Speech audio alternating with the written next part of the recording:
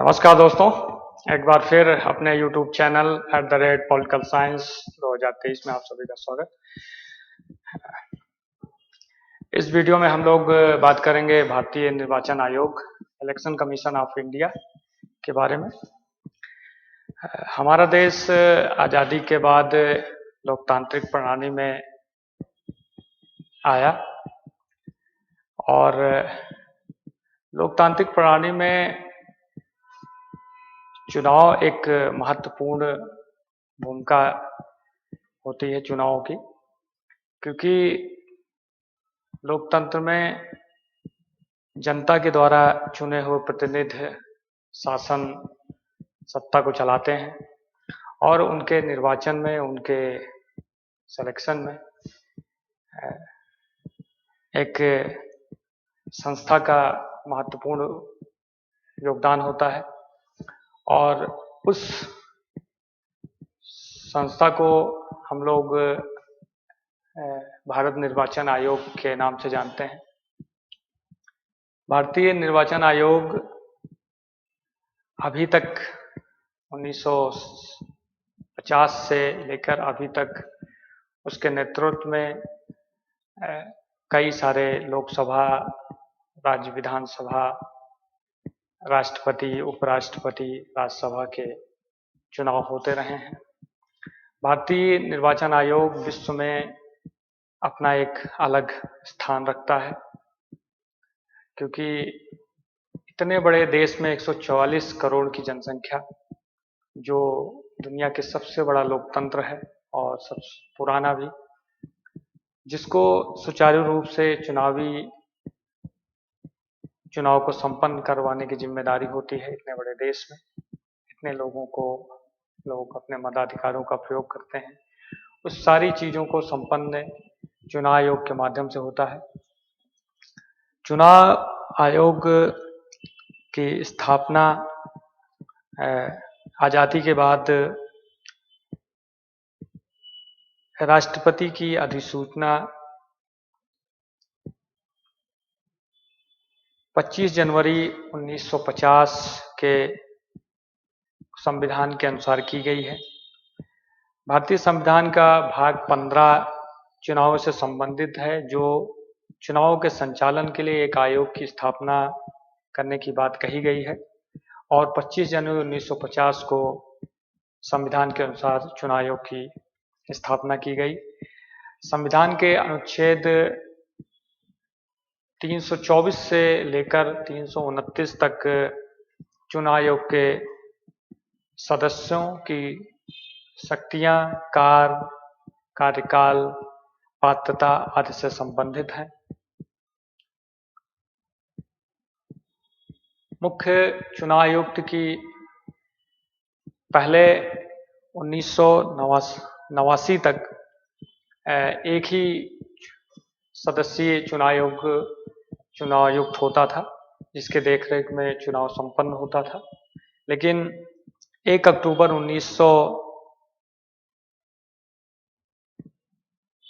निर्वाचन आयोग के मूलतः केवल एक चुनाव आयोग का प्रावधान था, लेकिन राष्ट्रपति की एक अधिसूचना से 16 अक्टूबर 1989 को इसे 3 सदस्यीय बना दिया गया। इसके बाद कुछ समय के लिए फिर एक सदस्यीय चुनाव आयोग रहा और उसके बाद 1 अक्टूबर 1993 को इसको 3 सदस्यीय आयोग का स्वरूप दिया गया, फिर से बहाल कर दिया गया और तब से लेकर अभी तक ये 3 सदस्यीय चुनाव आयोग काम करता है, जिसमें एक मुख्य चुनाव आयुक्त होता है और 2 चुनाव आयुक्त होते हैं, जिनका कार्यकाल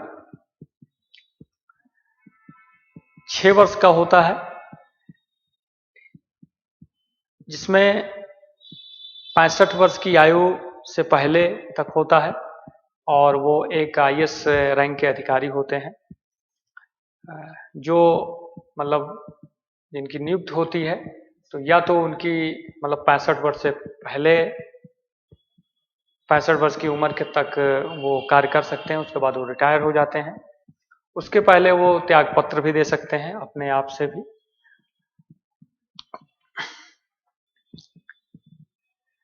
मुख्य निर्वाचनदायी IAS रैंक का अधिकारी होता है, जिसकी मुख्य नियुक्ति राष्ट्रपति द्वारा की जाती है तथा चुनाव आयुक्तों की भी नियुक्ति राष्ट्रपति द्वारा होती है। मुख्य चुनाव आयुक्त की नियुक्त सर्वोच्च न्यायालय के 5 सदस्यीय पीठ ने सर्वसम्मत से मुख्य निर्वाचन आयुक्त की नियुक्ति में प्रधानमंत्री, लोकसभा में विपक्ष नेता, राज्यसभा के सभापति और मुख्य न्यायाधीश की अध्यक्षता में एक समिति का गठन होता है और वो जिस भी व्यक्ति को सिफारिश करती है जिस नाम की, और उसको फिर राष्ट्रपति के द्वारा अनुमोदित किया जाता है और वो आदमी मुख्य चुनाव आयुक्त और चुनाव आयुक्त बनाया जाता है। मुख्य चुनाव आयुक्त जो होते हैं उनको भारत के सर्वोच्च न्यायालय के न्यायाधीशों के समकक्ष दर्जा प्राप्त होता है और उनको समान वेतन भत्ते और सुविधाएं प्रदान की जाती हैं। मुख्य चुनाव आयोग को संसद द्वारा सर्वोच्च न्यायालय के न्यायाधीश को हटाने की जो प्रक्रिया है, सेम वही प्रक्रिया अगर चुनाव आयुक्त को भी हटाया जाए तो वही प्रक्रिया अपनाई जाती है। संविधान ने चुनाव से संबंधित जो 325 से लेके 324 से लेके 329 तक जो प्रावधान किया गया है वो मुख्य रूप से, जैसे 324 में चुनाव आयोग में चुनाव के लिए एक निहित दायित्व अधीक्षण, निर्देशन और नियंत्रण का काम सौंपा गया है।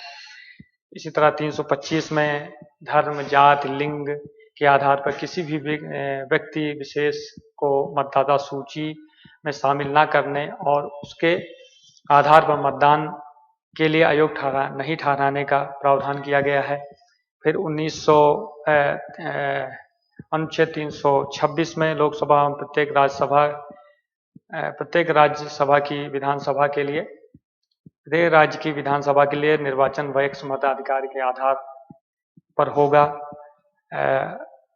उसी तरह अनुच्छेद 327 में विधायिका द्वारा चुनाव आयोग से संबंध में संसद कानून बनाने की शक्ति प्रदान की गई है। अनुच्छेद 328 में किसी राज्य के विधानमंडल को इसके चुनाव के लिए कानून बनाने की शक्ति दी गई है और 329 में चुनावी मामलों में अदालतों द्वारा हस्तक्षेप करने के लिए प्रावधान किया गया है। तो ये सारे अनुच्छेद में जो चुनाव आयोग की शक्तियां हैं, जो उनके कार्य हैं, उनका प्रावधान इन सब अनुच्छेदों में 324 से लेकर 329 के बीच में किया गया है। उसके बाद जो चुनाव आयुक्त होते हैं उनको हटाने के लिए उच्च न्यायालय, उच्चतम न्यायालय के न्यायाधीशों, मुख्य चुनाव आयुक्त, नियंत्रक और महालेखा परीक्षक को दुर्व्यवहार या पद से दुर्व्यवहार का आरोप सिद्ध होने पर अक्षमता के आधार पर संसद द्वारा अपनाए गए प्रस्ताव के माध्यम से पद से हटाया जा सकता है। उसको किसी ऐसे रैंडम तरीके से नहीं हटाया जाता, संसद द्वारा ही कम से कम 50% कुल सदस्यों को 50% से अधिक मतदान के द्वारा उसको अपने पद से चुनाव आयुक्तों को हटाया जा सकता है। या कभी कभी चुनाव आयुक्त अपने आप से भी इस्तीफा दे सकते हैं। उपरोक्त पदों से किसी को हटाने के लिए संविधान में महाभियोग जैसे शब्द का प्रयोग नहीं किया गया है।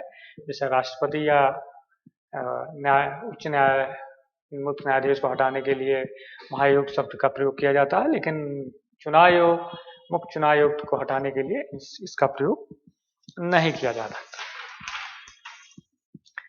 निर्वाचन आयोग के जो कार्य हैं वो, चुनाव आयोग भारत में लोकसभा, राज्यसभा, राज्य विधानसभाओं, राष्ट्रपति, राष्ट्रपति की चुनावों को संपूर्ण प्रक्रिया को संपन्न कराता है, अधीक्षण करता है, निर्देशित करता है और नियंत्रित करता है।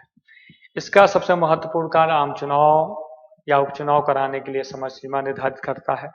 यह निर्वाचन प्रणाली में वोटर आईडी, वोटर लिस्ट तैयार करना, वोटर आईडी बनाना इसका काम है। यह मतदान एवं मतगणना केंद्रों के लिए स्थान का चयन करना, मतदाताओं के लिए मतदान केंद्र तय करना, मतदान एवं मतदान केंद्रों के सभी प्रकार की आवश्यकता की व्यवस्था करना, अन्य संबंधित कार्यों का प्रबंधन करना, स्वतंत्र और निष्पक्ष चुनाव कराने के लिए पैरामिलिट्री फोर्स की तैनाती करना, यह राजनीतिक दलों को मान्यता प्रदान करता है, उनसे संबंधित विवादों का निपटारा करना, चुनाव चिन्ह आवंटित करना, निर्वाचन के बाद आयोग ठहराए जाने के मामलों में आयोग के पास संसद और राज्य विधानसभाओं के सदस्यों की बैठक बुलाने का, बैठक हेतु सलाहकार नियुक्त क्षेत्राधिकार भी है। अगर किसी को आयोग ठहराया जाता है तो ये अपनी सिफारिशें दे सकता है।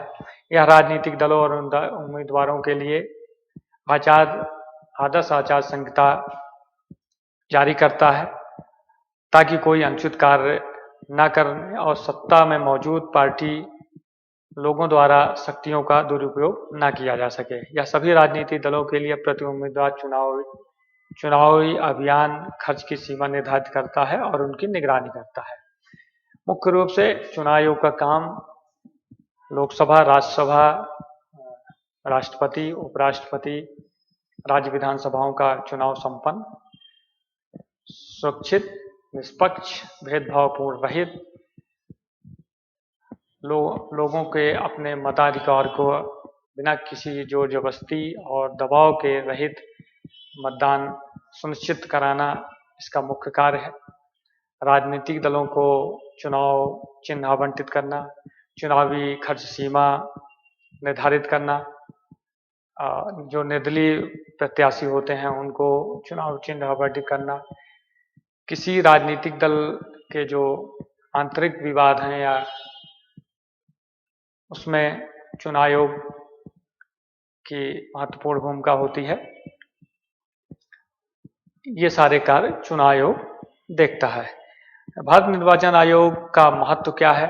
यह वर्ष 1992 में राष्ट्रीय और राज्य स्तर के चुनाव को सफलतापूर्वक संचालन कर रहा है।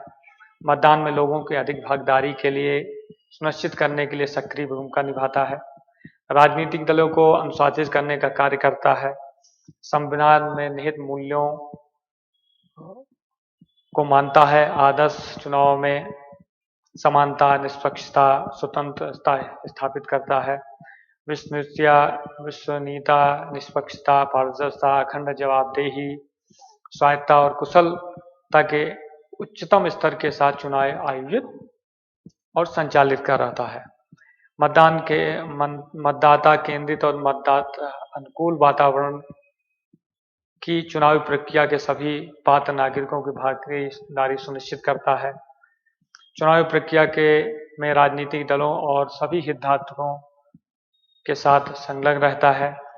हितधारकों, मतदाताओं, राजनीतिक दलों, चुनाव अधिकारियों, उम्मीदवारों के बीच चुनावी प्रक्रिया और चुनावी शासन के बारे में जागरूकता पैदा करना तथा देश की चुनावी प्रणाली के प्रति लोगों का विश्वास बढ़ाने और उसमें मजबूती प्रदान करने का कार्य चुनाव आयोग करता है।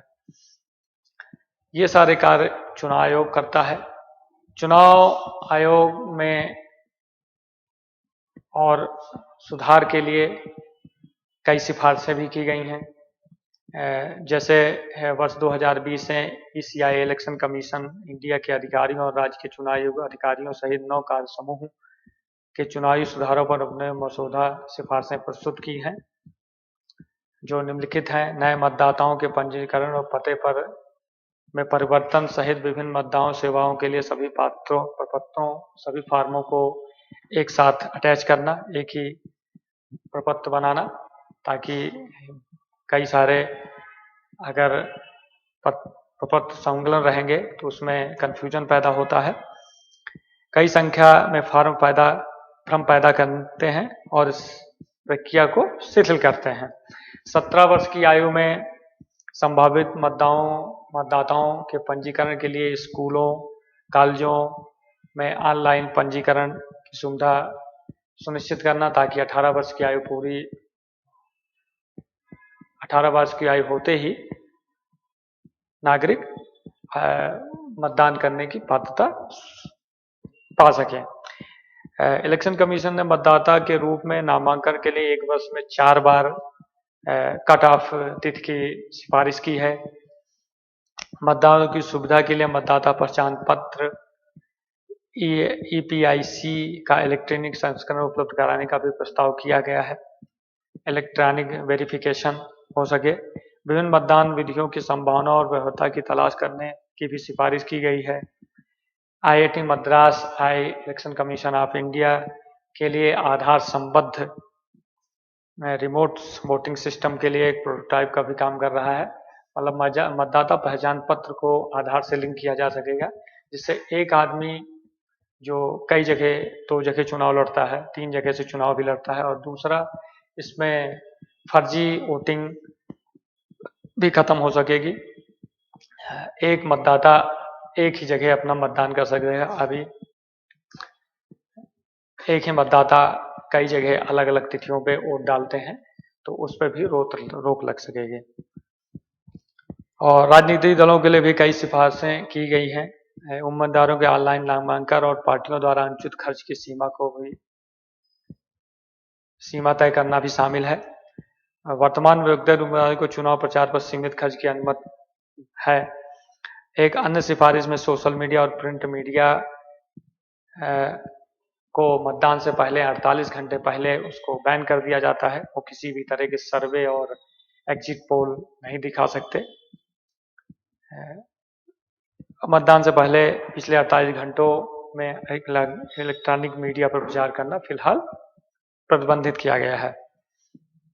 इसी तरह चुनाव सुधारों में चुनाव कानून संशोधन विधेयक 2021 में प्रस्ताव किया गया है कि चुनाव कानून संशोधन विधेयक 2021 पारित किया गया है। यह विधेयक मतदाता सूची डेटा और पहचान पत्र को आधार परिस्थितिक तंत्र से जोड़ने का प्रावधान करता है। निर्वाचन प्रणाली का डुप्लीकेट यह जनप्रतिनिधि अधिनियम 1950 की धारा 23 में संशोधन का प्रावधान करता है, जिससे मतदाता सूची डेटा को आधार परिस्थिति तंत्र से जोड़ा जा सके, जिससे फर्जी मतदान रोका जा सके आधार से लिंक के द्वारा। इसका उद्देश्य विभिन्न स्थानों पर एक ही व्यक्ति को एकाधिक मतदान करने से रोकना, इसमें फर्जी वोटिंग और फर्जी मतों की होने से रोकना है। यह लिंकिंग विभाग से संबंधित व्यक्तिगत लोक शिकायत और कानून तथा न्याय पर संसदीय स्थायी समिति की 105वीं रिपोर्ट के अनुरूप है। इसी तरह मल्टीपल क्वालिफाइंग डेट्स, नागरिकों को 18 वर्ष की आयु में वोटिंग का अधिकार मिल जाता है। हालांकि 18 वर्ष की आयु के बाद भी बहुत सारे लोग ऐसे होते हैं जिनका मतदाता सूची में नाम नहीं आ पाता। इसलिए इसके लिए 1 जनवरी को क्वालिफाइंग तारीख के रूप में माना जाता है। विधेयक के अनुसार वोटिंग रोल को अपडेट करने के लिए 4 क्वालिफाइंग तारीखों, एक साल में 4 क्वालिफाइंग तारीखों का घोषणा की जाएगी, जिसमें जनवरी, अप्रैल, जुलाई और अक्टूबर में पहले महीने के पहले दिन 18 वर्ष आयु पूरी कर चुके लोग मतदाता सूची में अपना नाम दर्ज करा सकते हैं।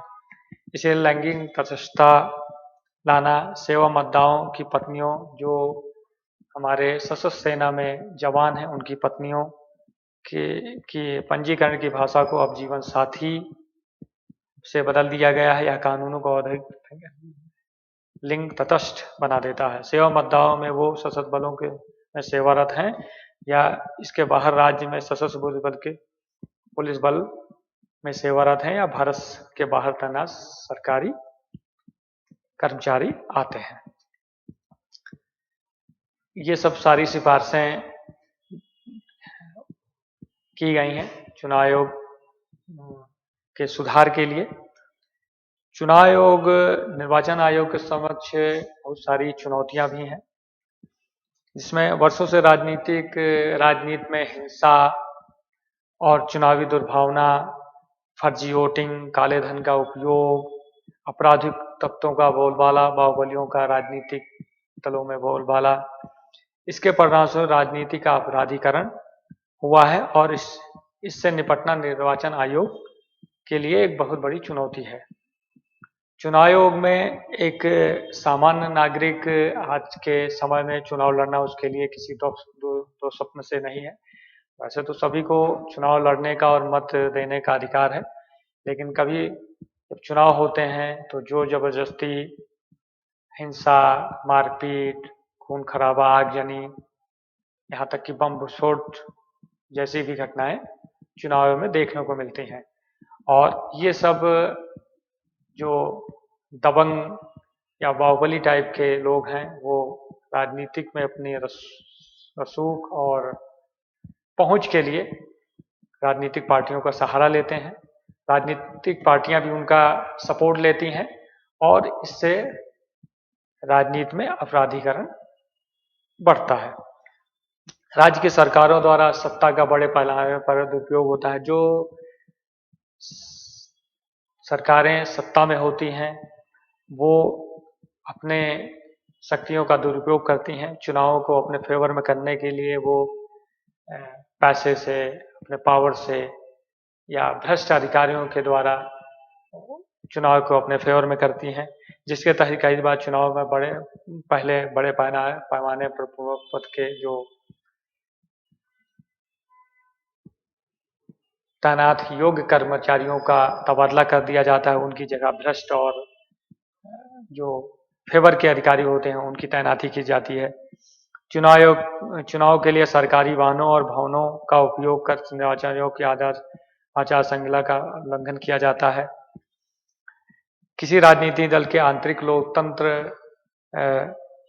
और पार्टी के वित्तीय लेखा जोखा को सुनिश्चित करने की कोई शक्ति निर्वाचन आयोग के पास नहीं है। जैसे कोई राजनीतिक दल है, उसके अंदर उसका क्या लोकतांत्रिक प्रणाली है दल के अंदर, या उसका जो वित्तीय लेन देन है वो उसमें पारदर्शिता नहीं है, उसमें काले धन और का बहुत बड़े पैमाने पर उपयोग होता है। उस पर भी निर्वाचन आयोग की उतनी पहुंच नहीं है जो होनी चाहिए, जिससे कि चुनाव में काले धन के उपयोग पर रोक लगाई जाए। चुनावी खर्च जो बेतहाशा चुनावी खर्च होता है उस पर रोक लग सके। इस पर रोक लगाने के चुनाव आयोग को और शक्तियां और पारदर्शिता की जरूरत है। हालिया वर्षों में निर्वाचन आयोग की निष्पक्षता पर सवाल खड़े होने लगे हैं और यह धारणा जोर पकड़ रही है कि चुनाव आयोग कार्यपालिका के दबाव में काम कर रहा है। मुख्य चुनाव आयुक्त और अन्य 2 आयुक्तों के चुनाव में प्रमुख संस्थागत कमियों में से एक है यह कम पारदर्शिता का होना, क्योंकि इनका चयन मौजूदा सरकार की पसंद के आधार पर होता है। जो चुनाव आयुक्तों की नियुक्ति होती है वो मौजूदा सरकार करती है, तो वो कोशिश करती है कि वो अपने लोगों को ही चुनाव आयुक्त बनाए ताकि वो उसके फेवर में काम कर सके। तो इससे चुनावी पारदर्शिता पर प्रश्न लगता है और लोगों का चुनाव आयोग के ऊपर विश्वास भी कम होता है। इसके अलावा ईवीएम में खराबी, हैक होने और वोट दर्ज न होने जैसे आरोपों से भी निर्वाचन आयोग को 2-4 होना पड़ता है। कई सारी पार्टियां आज के सुनते रहते हैं कि फिर से चुनाव बैलेट पेपर पे हो। जब बैलेट पेपर चुनाव होता तो बैलेट बॉक्स लूट लिए जाते थे, उसमें स्याही डाल दी जाती थी, पानी डाल दिया जाता है, या बूथ पे कब्जा करके उसमें फर्जी वोटिंग करके उसको भर दिया जाता था। इसको खत्म करने के लिए ईवीएम मशीन लाई गई और उसके बाद वीवीपैट जिसमें पर्ची निकलती है आपने किसको वोट दिया है वो लाया गया है, लेकिन उसके बाद भी इस पे सवाल उठाए जाते रहते हैं राजनीतिक दलों द्वारा। वर्तमान समय में सत्ताधारी दल के पक्ष में निचले स्तर पर नौकरशाही की मिलीभगत के खिलाफ सतर्क रहने की आयोग के सामने बड़ी चुनौती है। आयोग के जनादेश और जनादेश का समर्थन करने वाली प्रक्रियाओं को अधिक कामकाजी प्रदान करने की आवश्यकता है। नैतिकता सुनिश्चित करने के लिए आवश्यक है सक्षम और योग्य व्यक्तियों का उच्च पदों पर चयन हो, उनकी नियुक्ति हो ताकि निष्पक्ष चुनाव सुनिश्चित किया जा सके। निर्वाचन आयोग की निष्पक्षता सुनिश्चित करने के लिए द्वितीय प्रशासनिक सुधार आयोग की रिपोर्ट में सिफारिश की गई है कि लोकसभा अध्यक्ष, लोकसभा में विपक्ष के नेता, कानून मंत्री, राज्यसभा के उपसभापति के साथ प्रधानमंत्री की अध्यक्षता में बना कॉलेजियम मुख्य चुनाव आयुक्त और चुनाव आयुक्तों की नियुक्ति के लिए राष्ट्रपति के समक्ष नाम प्रस्तुत करे। इसमें एक सिफारिश की गई है कि इन सभी लोगों को एक समिति गठित की जाए और ये जिस नाम को सिफारिश करें उसको राष्ट्रपति द्वारा अनुमोदित किया जाए, उसकी नियुक्ति की जाए। तो ये सारी चुनाव आयोग के सामने चुनौतियां भी हैं। सबसे ज़्यादा जो चुनौती है वो चुनाव आयोग के पास एक तो काले धन की रोकथाम, जो चुनाव में काले धन का उपयोग होता है उस पर रोक हो। दूसरा अपराधीकरण पे रोक लगे। जैसे अभी किसी को 2 साल से ज़्यादा सज़ा होती है, 2 साल की सज़ा होती है, उसको आयोग ठहरा दिया जाता है। इससे भी आगे चल के चुनाव में अपराधीकरण पर लगाम लगेगी। काला धन, आपराधिक प्रवृत्ति के लोगों का राजनीतिक में प्रवेश और मतदान जागरूकता, क्योंकि चुनाव के टाइम बहुत सारे लोग जिस दिन चुनाव होता है उनको लगता है कि आज छुट्टी है या सरकारें उस ढंग से काम नहीं करती कि उनको लगे कि हाँ किसी जाके वोट डाला जाए, अपने मताधिकार को प्रयोग किया जाए। तो उसमें भी जागरूकता लाने की ज़रूरत है और 100% मतदान तो नहीं, लेकिन कम से कम 90%, 95% अगर मतदाता अपने मताधिकार का प्रयोग करें तो सरकारों के ऊपर भी दबाव होता है, निष्पक्ष चुनाव संपन्न भी कराने में मदद मिलती है चुनाव आयोग को, और लोगों की अपने अधिकार के प्रयोग में भी जागरूकता आती है, जिससे सरकारों के ऊपर एक तरह से नैतिक दबाव बनता है काम करने का। तो ये सारी चीज़ हैं। मुझे लगता है आप लोगों को भारतीय निर्वाचन आयोग, इलेक्शन कमीशन ऑफ इंडिया के चयन, उसके कार्य, मुख्य चुनाव आयुक्त की नियुक्ति और उसका क्या महत्व है हमारे लोकतांत्रिक प्रणाली में निर्वाचन आयोग का, और भारतीय निर्वाचन आयोग के सामने प्रमुख चुनौतियां कौन सी हैं, इसके बारे में आज बात किए हैं। लगता है आप लोगों को इसके बारे में काफ़ी कुछ जानकारी होगी। आगे वाले वीडियो में और किसी बात पे, किसी विषय पे बात करेंगे। आज के लिए इतना ही। जय हिंद, जय भारत।